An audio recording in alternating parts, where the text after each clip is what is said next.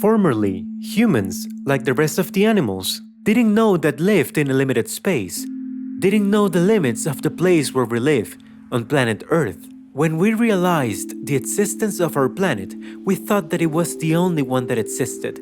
But when little by little we discovered the existence of other celestial bodies, of other planets, when we understood that those stars that we already saw in the sky when we were still in the caves were really very distant suns, we began to realize that the universe was much larger than we had ever believed.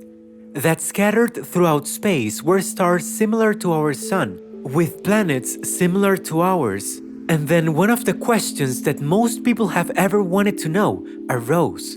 Are we alone in the universe? Hi, and welcome to S for Science. And the answer of this question is mainly conditioned by the real size of the universe. Currently, we don't know if the universe is infinite or not.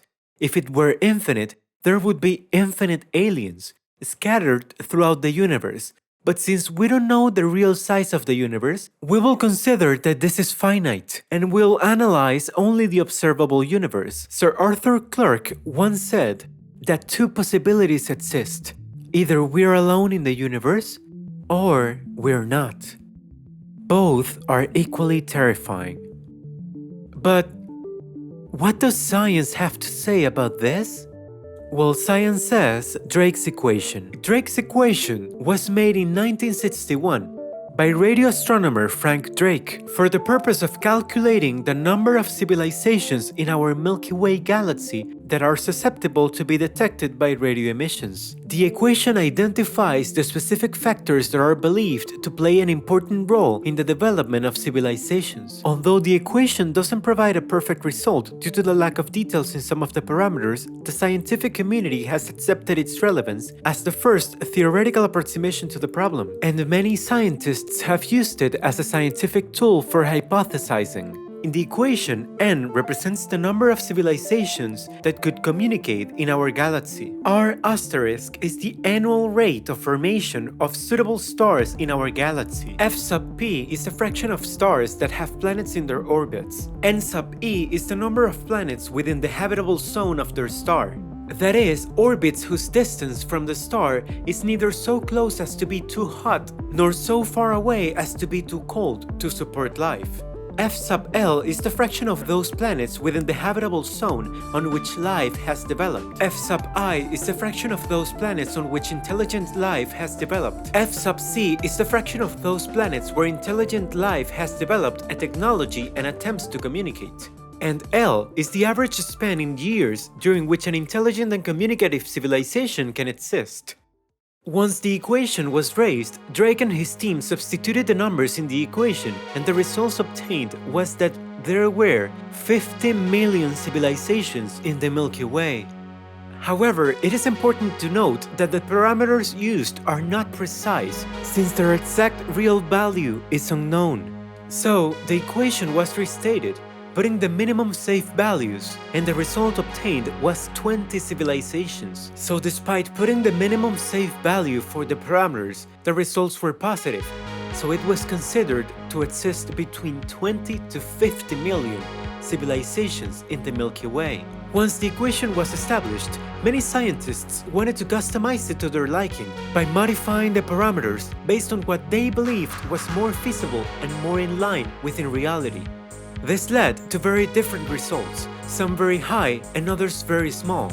But more importantly is that the modification that gave the smaller result found 282 civilizations spread throughout the observable universe.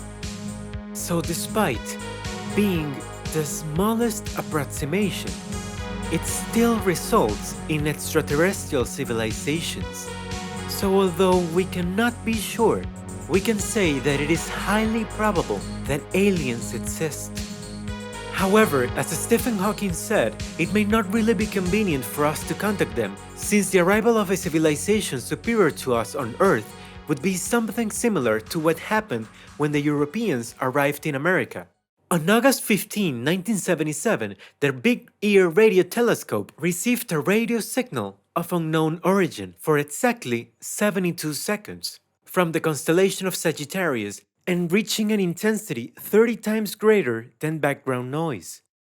The signal was known as the wow signal due to the expression that Cheryl Heyman, the volunteer that was standing guard when the signal was received, wrote on the paper, showing his surprise and emotion. This is currently the only possible proof of a message sent by an extraterrestrial civilization. However, after the arrival of the signal, the same area of space has been scanned many times, without detections of another signal. So what is currently believed, although we could never be sure, is that the signal was actually of terrestrial origin and that it was reflected by an artificial satellite or a piece of space junk. But where are they? If they really exist, why we haven't found signs of extraterrestrial life? Why we haven't found ships, messages? Why we have only found a small fragment of only 72 seconds that we don't even know if it was really created by aliens? This is what is known as the Fermi paradox. The Fermi paradox asks why we haven't found signs of extraterrestrial life even though it is almost certain that it exists. It has several solutions, some of which are the following. First is that aliens exist. They have been here, but we were not around to see it. According to this view, humanity just hasn't been around long enough to find extraterrestrial life. For example, 1,000,000 years ago, there were no humans on Earth that extraterrestrial visitors could find. There could be other worlds more promising to visit. The second solution is that they exist, but they don't want to contact us. One possibility is that they hide their existence from humanity. They could do so due to ethical considerations or a desire to maintain cultural diversity. They could also deliberately hide for various reasons, such as avoiding their destruction by a more advanced civilization, wanting to live without interfering with other life forms, or the experience of other contacts. Another proposed idea is that of the zoo, which suggests that the Earth is being guarded for study or for ethical purposes. The third possible solution to this paradox is that they exist and they communicate, but we're not able to hear them. It may be that the aliens are trying to communicate with us or with each other, but we cannot detect them. This problem may be due to the incompatibility or the non-existence of the technology necessary to detect the type of communication used, or the fact that the universe is so big that such information has not yet reached us, because it can't travel faster than the speed of light. The fourth solution is a bit more complex, but not less feasible. This solution says that aliens exist, but we're not aware of it. An analogy to this situation would be the relationship that exists between humans and ants. We are aware of them, but they are not of us, unless there is a direct aggression that makes them sensible to an action that is not registered as a human aggression, but will simply be an acute due to the catastrophic nature that surrounds them. Ants live and do their social work totally ignorant of human existence. However, humans, although they would have the specific power to destroy ant communities, do not generate fear in them because the human does not exist for them. It could be that in the case of aliens, we were the ants. And the fifth option, that is currently the most accepted, is that the limitation of resources would put an end to exponential development. That the depletion of resources imposed limits on the development of any civilization, and therefore on the exponential growth of maybe thousands of advanced civilizations that try to colonize their closest space environment. But they will do so at such a slow pace that they will never come into contact with each other in time and space.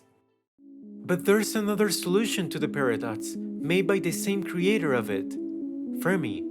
He said that all civilizations advance and develop enough potential to exterminate themselves.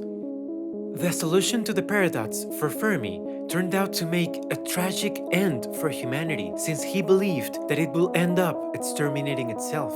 So in short, it is very likely that intelligent life exists out of Earth, but that a large part of it has eliminated itself. If we want our civilization to exist long enough to be able to meet another civilization, we will have to avoid ending up like many others did. Thank you very much for watching the video, and goodbye.